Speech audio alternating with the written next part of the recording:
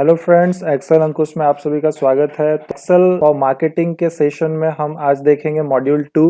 तो मॉड्यूल 2 में सबसे पहले हमारा 4 सेक्शन है। इसमें प्लेइंग विथ शीट के बारे में हम इसमें देखेंगे कि हम शीट से रिलेटेड सारे वर्क कैसे करेंगे। देन आपको मैं सबसे पहले बताऊंगा एडजस्टमेंट करना, जो भी एडजस्टमेंट होते हैं, लाइक कैसे हम शीट इंसर्ट करते हैं, कैसे डिलीट करते हैं, रीनेमिंग वगैरह शीट को। देन शीट को प्रोटेक्ट करना, शीट के अगर आपको कोई एक फाइल को दूसरे फाइल में शिफ्ट करना है वो कैसे करेंगे, कॉलम कैसे ऐड होगा, रॉ कैसे ऐड होगा, सेल को कैसे एडजस्ट करेंगे। तो ये सारा एडजस्टमेंट हम सीखेंगे step by step. Then view के ऑप्शंस को हम देखेंगे कि व्यू मेन्यू में कौन कौन से ऑप्शन अवेलेबल होते हैं, देन उसका हम यूज कब करते हैं, किस पर्पस के लिए करते हैं, वो सारी चीज़ों को प्रोटेक्शन से रिलेटेड मैं आपको A to Z बताऊंगा कि हर तरह के प्रोटेक्शन आप कर सकते हैं। लाइक आप फाइल को ओपन करने के लिए प्रोटेक्शन दे सकते हैं, आप शीट को लॉक कर सकते हैं, आप कंटेंट लॉक कर सकते हैं। तो हर एक लॉकिंग सिस्टम के बारे में मैं आपको बताऊंगा। देन फॉर्मेटिंग एंड फाइंडिंग्स में अब मैं आपको ओवरऑल फॉर्मेटिंग बताऊंगा कि ओवरऑल फॉर्मेटिंग कैसे करते हैं। देन हम फाइंडिंग के थ्रू कैसे एडजस्टमेंट करेंगे, कैसे हम एग्जैक्ट कोई डेटा फाइंड करेंगे। तो ये सारी चीजों को हम स्टेप बाय स्टेप इसमें देखने वाले हैं। ये बहुत ही इंपॉर्टेंट और इंटरेस्टिंग सेशन होने वाला है और इसमें प्रैक्टिस की बहुत ही ज्यादा जरूरत है। तो इसको ज्यादा से ज्यादा प्रैक्टिस करेंगे प्रैक्टिस फाइल के थ्रू।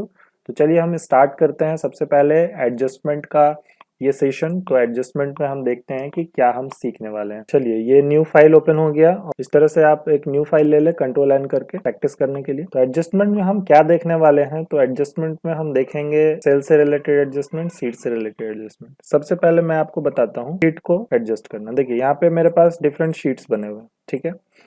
तो शीट 1, शीट 2, शीट 3 यहाँ पे नेम है। और शीट ऐड करना है तो यहाँ पे प्लस पे क्लिक करेंगे। अगर आप 2003 वर्जन यूज करें तो यहाँ पे स्टार करके एक ऑप्शन आएगा, वहां पर क्लिक करेंगे तो आपका जो शीट है वो इंसर्ट हो जाएगा। अब शीट कहाँ पर इंसर्ट होगा ये जानना बहुत जरूरी है। जब आप कोई भी शीट एक्टिव करते हैं, ये सिलेक्ट हो गया, इट मीन्स ये एक्टिव शीट है।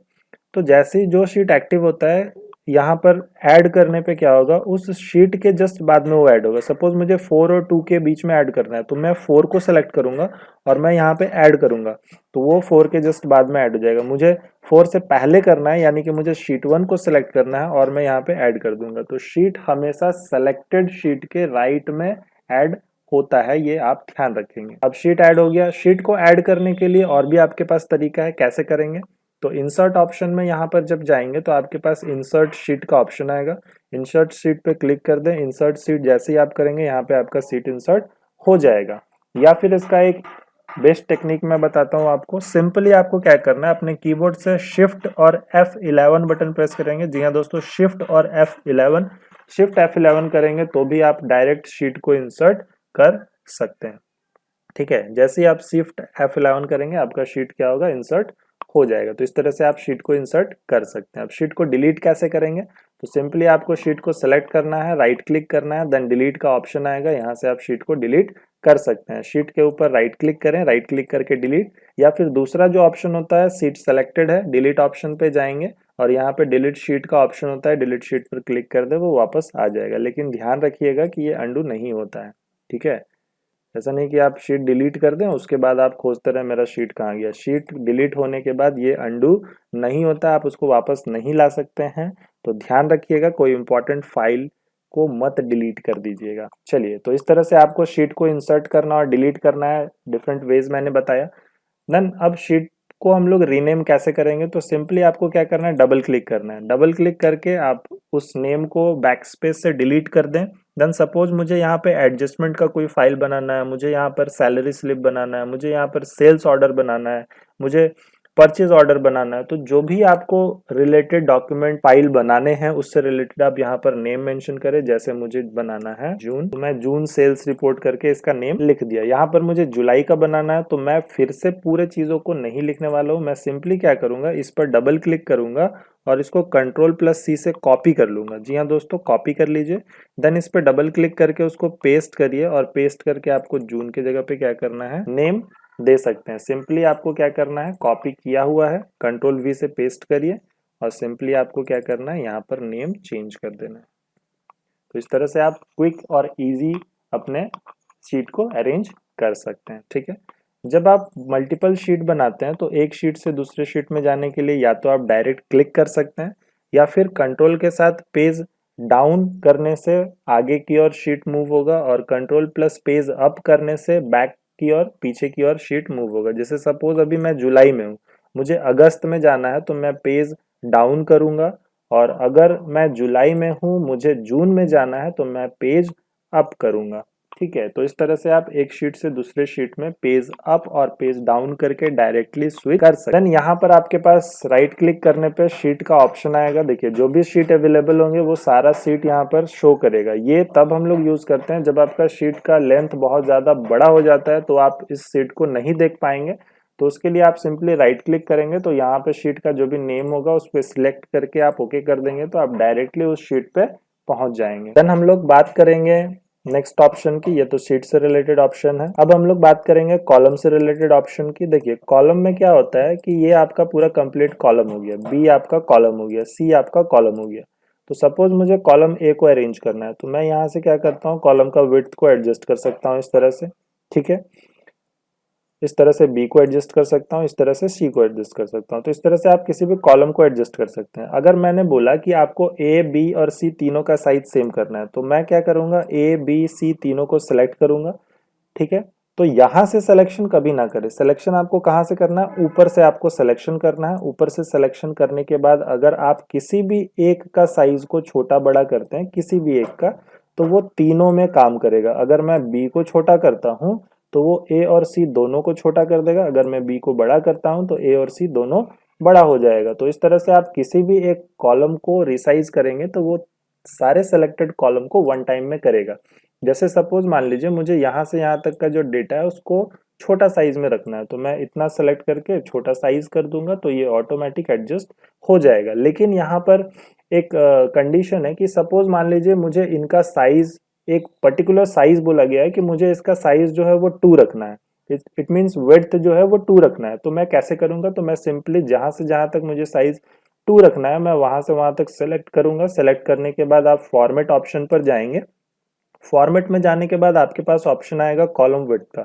कॉलम विड्थ पर क्लिक करें और यहाँ पे आपको सिंपली क्या करना है, कॉलम विड्थ का साइज देना है। तो मैं सपोज 2 लिख दिया और मैं ओके कर दिया। तो जैसे ही मैंने ओके किया देखिए इसका साइज क्या हो गया, सबका सेम, यानी कि 2 पर सेट हो गया। तो इस तरह से आप एक पर्टिकुलर वैल्यू के बेसिस पे भी आप अपने कॉलम को रिसाइज कर सकते हैं, एडजस्ट कर सकते हैं कि आपको हर एक कॉलम का साइज कितना रखना है। ये आपको तब जरूरत होता है जब आप अटेंडेंट मेंटेन करते हैं या फिर डेली सेल्स अगर मेंटेन करते हैं। जैसे नंबर ऑफ सेल्स आपको काउंट करना है कि आज 2 सेल हुआ, आज 5 सेल हुआ, आपको डे वाइज कैलकुलेट करना है। तो सबसे पहले आपको सीरीज देना होगा। तो मैं यहाँ पे 1 लिखा और 1 को सिंपली आपको क्या करना है, कंट्रोल दबाना है कीबोर्ड से। कंट्रोल दबाएंगे तो देखिए प्लस जो है उसके ऊपर एक और प्लस एक्टिव हो रहा है और आप उसको सिंपली ड्रैग कर देंगे तो ये क्या होगा, सीरीज में आ जाएगा। ठीक है, या फिर दूसरा जो ऑप्शन होता है 1 लिख के आप सिंपली ड्रैग करें माउस से, और ड्रैग करने के बाद आपके पास एक फिल ऑप्शन आएगा। फिल ऑप्शन पर जब आप जाएंगे तो आपके पास ऑप्शन आएगा फिल सीरीज का, तो सिंपली क्लिक कर दें, ये सीरीज बन जाएगा। या फिर सपोज आप जनवरी फरवरी लिखना चाहते हैं तो आप सिंपली कोई भी एक मंथ टाइप करें और उसको ड्रैग करेंगे तो वो जनवरी फरवरी मार्च अप्रैल इस तरह से कंटिन्यू आते जाएगा। आप कहीं से भी स्टार्ट कर सकते हैं, ऐसा जरूरी नहीं है कि आप जनवरी से ही स्टार्ट करेंगे, आप दिसंबर से स्टार्ट कर सकते हैं। और ये डाउन भी जाता है, अप भी जाता है, लेफ्ट भी जाएगा, राइट भी जाएगा, उसके अकॉर्डिंग वो ऑटोमेटिक एडजस्ट होता है। ठीक है, तो इस तरह से आप ये सारे चीजों को भी प्रैक्टिस करें साथ में।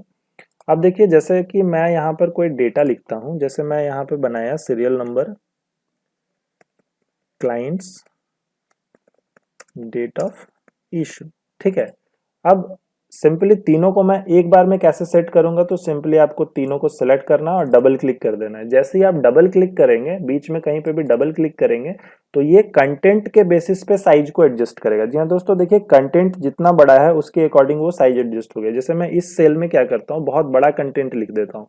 देखिए जैसे मैं इसका साइज इतना कर देता हूँ और मैं यहाँ पे लिखता हूँ परचेज, इस तरह से लिया। जैसे ही मैं यहाँ पे देखिए डबल क्लिक करूंगा ये उतना साइज में ऑटोमेटिक सेट हो जाएगा जितना कंटेंट का साइज, जितना टेक्स्ट का साइज है उस सेल में। तो ये आपका एक बेस्ट वे होता है फास्ट काम करने के लिए कि आपको कंटेंट के अकॉर्डिंग फिट करना है तो आप सिंपली डबल क्लिक करेंगे। वन टाइम में सबको करना है तो ऊपर से सेलेक्ट करें देन डबल क्लिक कर दें। ठीक है, तो इस तरह से आप कॉलम को रिसाइज और एडजस्ट कर सकते हैं और साइज पर्टिकुलर देना है तो आप यहाँ से उसको एडजस्ट करेंगे। देन हम लोग बात करेंगे उसी तरह से रॉ की। अगर सपोज आपको इन रॉज का साइज जो है वो सेम करना है, ऐसे रॉज का साइज तो ऑलरेडी सेम है, लेकिन अगर मान लीजिए घटाना बढ़ाना है तो सिमिलरली आप उसी तरह से इसको भी घटा बढ़ा सकते हैं। अगर वन टाइम में आप मल्टीपल सेलेक्ट करते हैं तो मल्टीपल होगा, ऐसे सेलेक्ट करके आप चेंज करेंगे तो केवल एक ही चेंज होगा, मल्टीपल चेंज नहीं होगा। अगर आप ऐसे सेलेक्ट कर दिए हैं और आप इसको ड्रैग करते हैं तो केवल 3 नंबर चेंज हुआ, बाकी चेंज नहीं हुआ, क्योंकि ये पूरा सेलेक्ट नहीं हुआ है। तो पूरा सेलेक्ट करिए।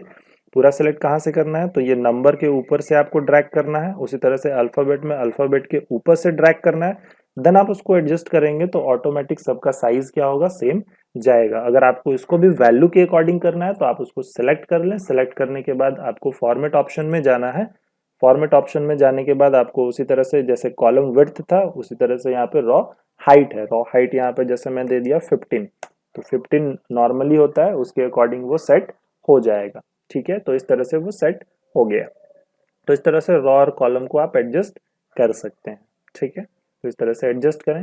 देन मैं बात करूंगा इंसर्ट करने की। सपोज यहाँ पर मैंने डेटा लिख दिया है, यहाँ पे मैंने डेटा लिख दिया, इसके पहले मुझे क्या करना था, ऑर्डर नंबर ऐड करना था। क्लाइंट की जगह पे मुझे ऑर्डर नंबर चाहिए, तो मैं यहीं पर क्लिक करूंगा और मेरे पास यहाँ पे इंसर्ट में ऑप्शन होता है इंसर्ट सीट कॉलम।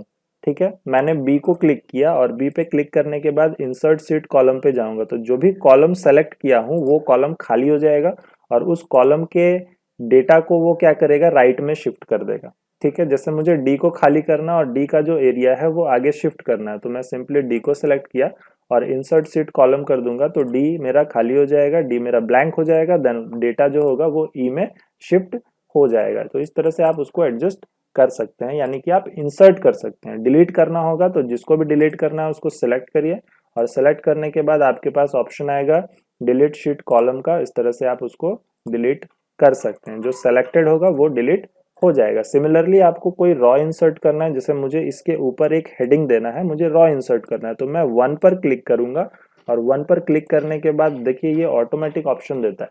ठीक है, जैसा एक्टिव होगा ये ऑटोमेटिक हाइड हो गया। इट मीन्स कि आपका रॉ एक्टिव है, एक्सेल वो आपको आइडेंटिफाई करके देता है। तो यहाँ पे इंसर्ट सीट रॉ कर दिया तो ऑटोमेटिक रॉ इंसर्ट हो गया। रॉ कभी भी इंसर्ट होगा, आपका जो सिलेक्टेड है वो खाली हो गया और नीचे मूव कर देगा। ठीक है, तो इस तरह से आप रॉ और कॉलम को इंसर्ट कर सकते हैं। उसी तरह से रॉ को डिलीट करना है तो रॉ को सेलेक्ट करिए, डिलीट ऑप्शन में जाके डिलीट शीट रॉ कर दीजिए, डिलीट हो जाएगा। ठीक है, अब यहाँ पे सेल का क्या काम है, इंसर्ट सेल जो दिया हुआ है, देखिए जैसे मान लीजिए कि यहाँ पर मुझे एक सेल चाहिए, जैसे मान लीजिए कि ये जो डेटा है ये इस तरह से कुछ लिखा हुआ है। ठीक है, अब सपोज मुझे इस जो ये वाला जो एरिया है, ठीक है, ये वाला जो एरिया है इसको मुझे आगे शिफ्ट करना है। ये डेट ऑफ इशू नहीं था, ये आपका डेट ऑफ ऑर्डर था। ठीक है, मुझे डेट ऑफ ऑर्डर यहाँ पे लिखना था, डेट ऑफ इशू यहाँ पर था, तो मैं इसको आगे कैसे शिफ्ट करूंगा, तो मैं इसको सिलेक्ट करूंगा, मैं यहाँ पे इंसर्ट सेल पे जाऊंगा। इंसर्ट सेल में जाने के बाद देखिए आपके पास ऑप्शन आएगा shift cell right, shift cell down. ठीक है, शिफ्ट सेल राइट मतलब कि इसको क्या करेगा, राइट में शिफ्ट करेगा। शिफ्ट सेल डाउन मतलब कि इसको क्या करेगा, डाउन में शिफ्ट करेगा। तो मैं दोनों दिखाता हूँ आपको। शिफ्ट सेल राइट किया, क्लिक कर दिया, देखिए ये वाला जो डेटा है ये राइट में शिफ्ट हो गया। तो केवल ये वाला एक्शन परफॉर्म होगा, बाकी और कोई भी एक्शन परफॉर्म नहीं होगा।